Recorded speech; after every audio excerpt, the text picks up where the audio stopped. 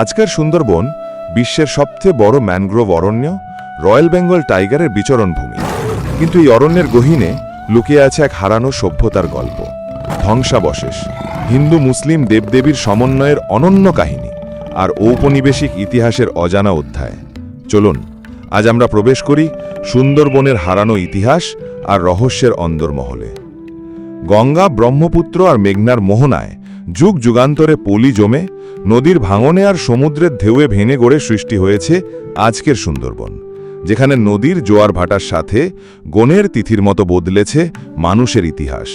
সভ্যতার পত্তন হয়েছে, হারিয়ে গেছে, আবার নতুন করে গড়ে উঠেছে।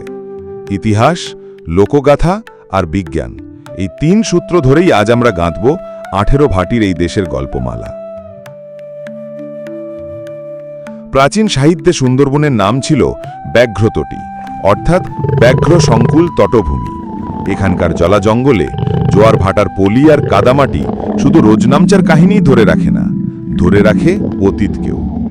ভারতীয় সুন্দরবনের পলিস্তর বিশ্লেষণ করে বিভিন্ন মোলাসেস স্তরের সাথে পাওয়া গেছে জলহস্তী, বন্য মহিষ, হাতি প্রভৃতি প্রাণীর ফসিল।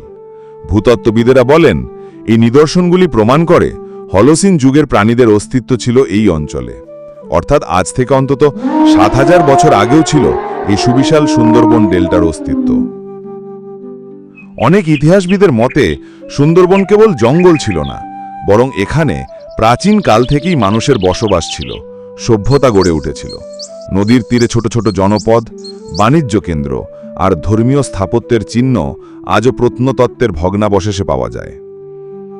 সুন্দরবনের গহীন বাদাবন আর জঙ্গল থেকে স্থানীয় মৎস্যজীবীরা বিভিন্ন সময় কাদামাটির মধ্যে খুঁজে পেয়েছেন মৌর্য আর গুপ্তযুগের বিভিন্ন মুদ্রা, পোড়ামাটির পাত্র, পাথর ও টেরাকোটার মূর্তি। কিছু বিপদসংকুল দ্বীপে গহীন অরণ্যের মধ্যে আজও আছে প্রাচীর আর ঘরবাড়ি ও মন্দিরের ভগ্নাবশেষ। এগুলি নিঃসন্দেহে প্রমাণ দেয় যে প্রাচীন যুগে এই সুন্দরবনের বিভিন্ন দ্বীপে ছিল উন্নত মানুষের বসতি। সুন্দরবনের বাগমারা অঞ্চলে এক প্রাচীন বাণিজ্য কেন্দ্রের ধ্বংসাবশেষ পাওয়া গিয়েছে, যা স্থানীয়দের মতে কিংবদন্তি বণিক চাঁদ সৌদাগরের নগরী ছিল। তারা বলেন এই নগরী ধ্বংস হয় মনসার অভিশাপে। সুন্দরবনের উত্তর প্রান্তে খুলনার কপিলমণি, রেজাকপুর এলাকায় খনন কার্যের ফলে আবিষ্কার হয়েছে প্রায় 1200 বছর পুরনো নগর বসতির চিহ্ন। আবার দক্ষিণ প্রান্তে কুলতলির কাছে দেউলবাড়ি গ্রামের বৌদ্ধ স্তূপের ভগ্নাবশেষ আর পার্শ্ববর্তী অঞ্চলে জটার দেউল নামে খ্যাত জৈন স্তূপ আনুমানিক 1100 খ্রিস্টাব্দে এই অঞ্চলে উন্নত সভ্যতার নিদর্শন বহন করে। কিন্তু কেন এই সভ্যতা বিলুপ্ত হল?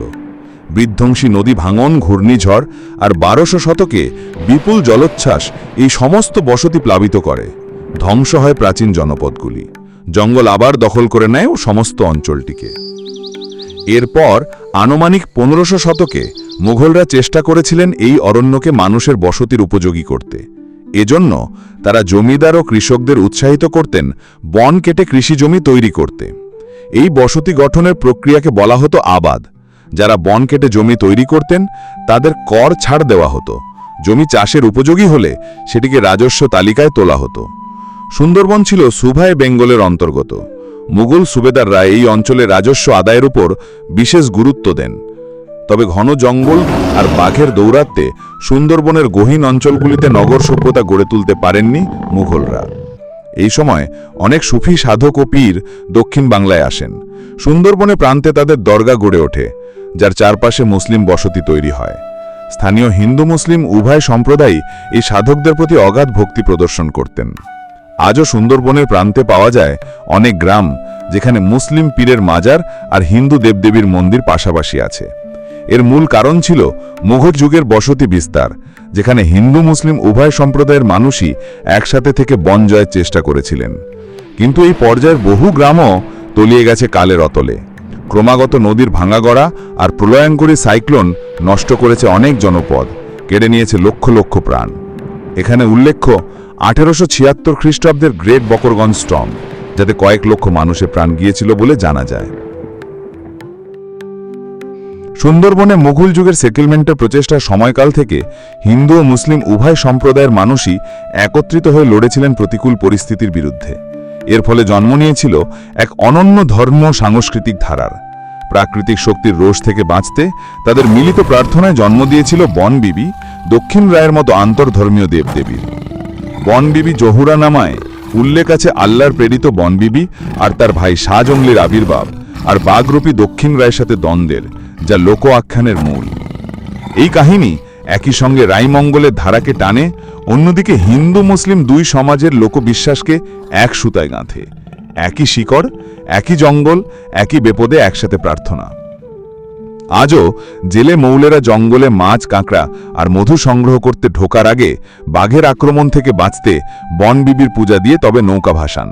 এই বনবিবি জহুরা নামায় বনবিবির নির্দেশ হিসাবে কিছু নিয়মাবলীর উল্লেখ আছে, যা জেলে মৌলেদের মেনে চলতে হয়। এই নিয়মাবলী বিশ্লেষণ করে দেখা যায় যে এইগুলিতে সম্ভবত মানব সভ্যতার ইতিহাসে প্রথমবার জঙ্গল আর প্রকৃতির সংরক্ষণের কথা বলা হয়েছে। পরবর্তী অংশ আগামী পর্বে। ভিডিওটি কেমন লাগলো আমাদের জানান। কোনো প্রশ্ন থাকলে লিখুন কমেন্টে। আমাদের চ্যানেলটি সাবস্ক্রাইব করে উৎসাহিত করুন এরকম আরও ইতিহাসের রহস্য খুঁজে আপনাদের সামনে আনতে। বেল আইকন চাপতে ভুলবেন না।